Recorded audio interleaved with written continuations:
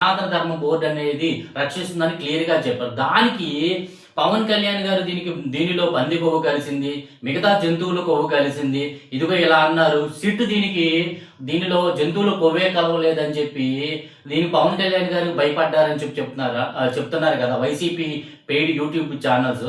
ఏరా పవన్ కళ్యాణ్ గారు మీకు ఒకటే చెప్తాను, ఈ పదం నేను ఎందుకు పడుతున్నానంటే పవన్ కళ్యాణ్ గారు భయపెట్టే స్థాయి మీద పవన్ కళ్యాణ్ గారు భయపడతారు అసలుకి.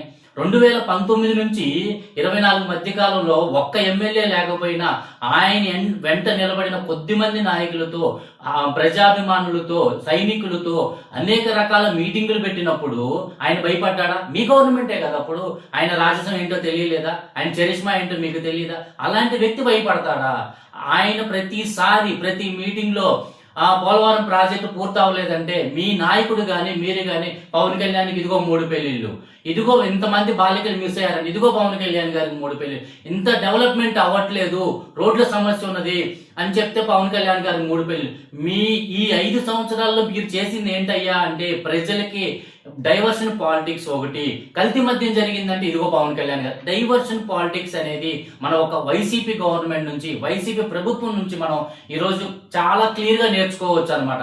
మనం ఎక్కడో సినిమా ఆర్టిస్టులను చూస్తున్నాం, ఏది మన యాక్టింగ్ ఎలా చేయాలనేది అవసరం లేదు. మన ఆంధ్రప్రదేశ్ ప్రభుత్వంలోనే వైసీపీలో ఉన్న అతి కొద్ది మంది, అందరినీ నేను అనట్లేదు, అతి కొద్ది మంది నాయకులలో యాక్టింగ్ అనేది చాలా క్లియర్ గా ఉంటుంది అనమాట. ఎందుకంటే ఒక సమస్యని లేవనెత్తినప్పుడు ఆ సమస్యని మన పరిష్కారం ఏ విధంగా చూడాలి, దానికి రీకౌంటర్ ఏ విధంగా ఉండాలి అనే తప్ప వీళ్ళు ఏం చేస్తారంటే డైవర్షన్ పాలిటిక్స్ అనమాట. సో మేము ఈ దారిని నడిచాము, మీరు అలా కాదు, ఈ దారిని నడిస్తే ఎలా ఉండదు, ఈ దారిలో ఎలా ఉండదు అని ఇలాగ తప్ప అది ఎందుకు వచ్చింది, దాని మీద వాళ్ళు ఎందుకు క్లియర్ కట్ గా సమస్యను లేవనెత్తారా అని చెప్పటాలు ఏమీ ఉండదు అనమాట. ఏదడుగు పవన్ కళ్యాణ్ గారికి 3 పెళ్లి, ఏదడుగు ఇదిగో వీకెండ్ పొలిటీషియన్. ఈ రోజు మీ అన్న చేస్తుంది ఏంటి? ఏదైనా సమస్య వస్తే బెంగళూరు ప్యాలెస్ లోకి వెళ్తాడు, వస్తాడు.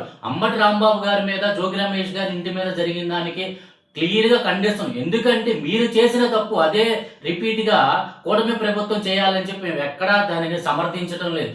చేసినది అది కరెక్ట్ కాదని మేము ఎప్పటికీ చెప్తున్నాం. కానీ దాన్ని మీ యొక్క నాయకుడు దానిని పరామర్శించడం అది మీ యొక్క అంతర్గతం. కానీ ఇది ఇలా జరుగుతుంది, ఇలా ఉన్నప్పుడు మీరు ఎందుకు ప్రెస్ మీట్ పెట్టి చెప్పట్లేదు? ఇదిగో ఇంత క్లియర్ గా మేము దీంట్లో కల్తీ చేయలేదు, మేము దీంట్లో వాటాలు తీసుకోలేదు, ఇదిగో దీంట్లో వీళ్ళ బాధితులుగా ఉన్నారు, మేము వీళ్ళ పార్టీ నుంచి సస్పెండ్ చేస్తున్నాం, లేదా వీరి మీద మేము ఎంక్వైరీ రిపోర్ట్ చేస్తున్నాము అనేది క్లియర్ గా చెప్పొచ్చు కదా.